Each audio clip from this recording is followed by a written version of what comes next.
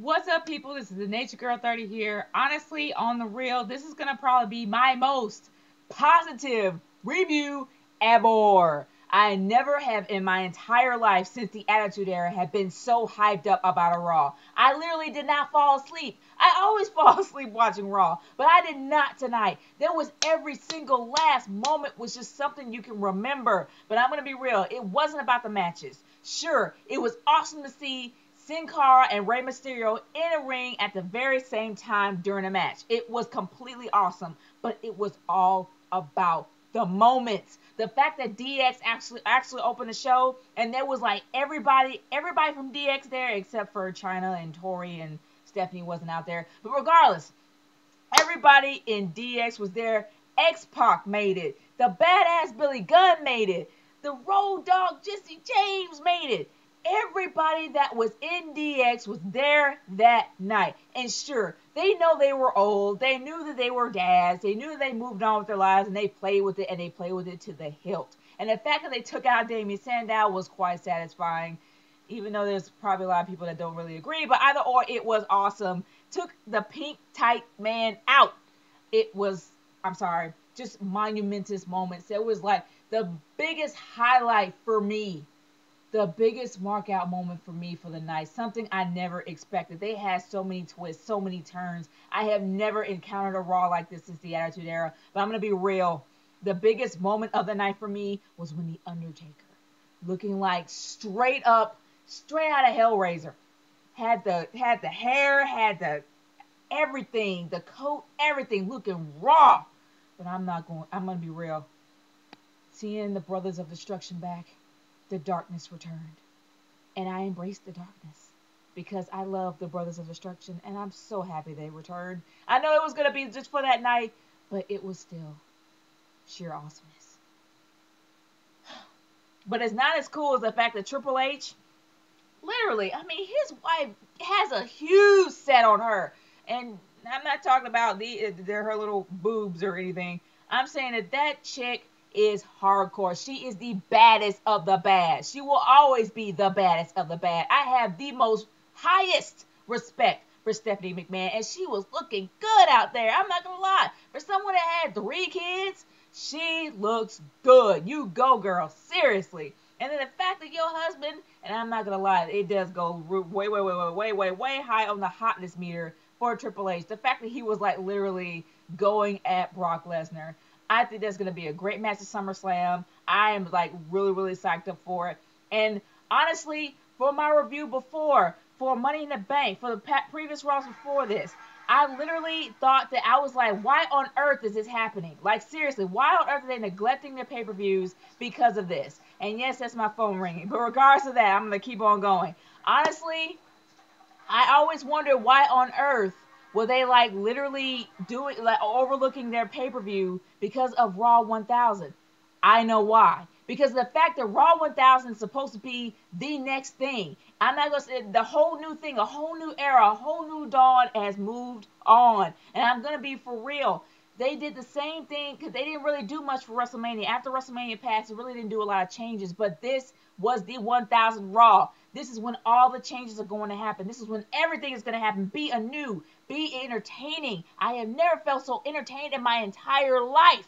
I'm not going to lie. And yes, there were a lot of twists and turns. And I know that the biggest thing the YWC and the IWC and everyone out there is going to talk about AJ being the new GM. Yeah. I mean, we all knew, we all predicted, we thought we predicted there was going to be some kind of interruption and Kane was going to be involved, but no. She pretty much stood up, Daniel Bryan, at the altar for the GM position. Well, we all know this is going to be temporary. Come on, the whole fad with AJ is going to die out soon. So are her GM issues, because let's face it, as fragile as AJ is, there is no way that she can definitely fill the shoes of so many great GMs before her. Pretty much Stephanie McMahon and Eric Bischoff. There is no way she can fill the shoes of those two. So we know it's going to be temporary. But regardless of that, the main event was the one thing that everyone was really looking into, because we all wanted to know, was John Cena going to be the first guy to lose Money in the Bank?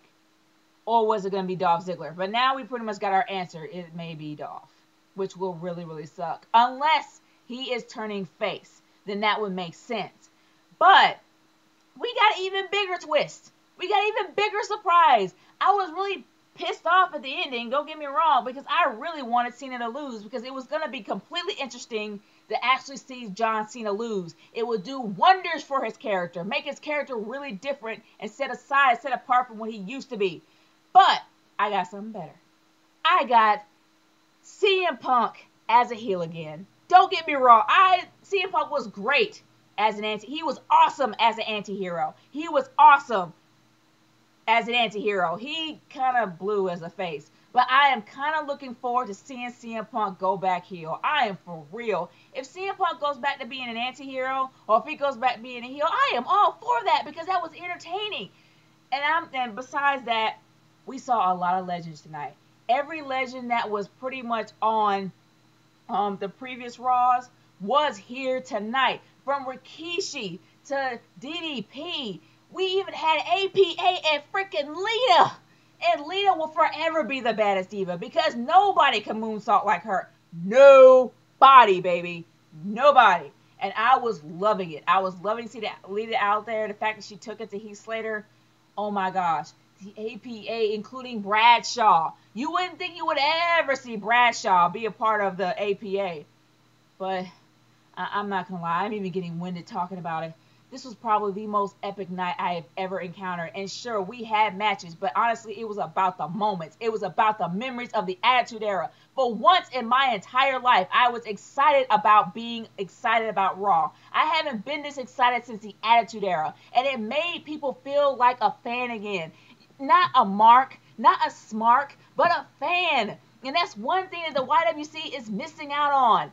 Being a fan. And I feel like that this night, probably one of the best nights ever, had literally made everybody feel like a fan again. So I'm going to be real. The WWE did an awesome job. The fact that I literally gave them flack before for neglecting their pay-per-views, there was a reason why. Because this is the ultimate transition. This is the ultimate change. This is the ultimate everything. So honestly, I am giving this Raw tonight thumbs up, thumbs way freaking up, because they deserved it. They literally did everything they could. They merged social media into Raw, making it more interactive, making their fans come together a lot more as a community. They did a good job. That's one thing I'm going to say about this Raw. I am looking forward to next week. And that's the first time I have ever said that ever. So this is probably the most positive review I have ever going to have at this point. And I'm hoping that I have more. This is Nature Girl 30 signing off. If you guys have anything to say about this Raw, leave a comment in the comment section below. Send me a video response. I am all for that. I am so pumped about tonight. This was the best Raw I ever seen. Later. Peace out, people. Deuce.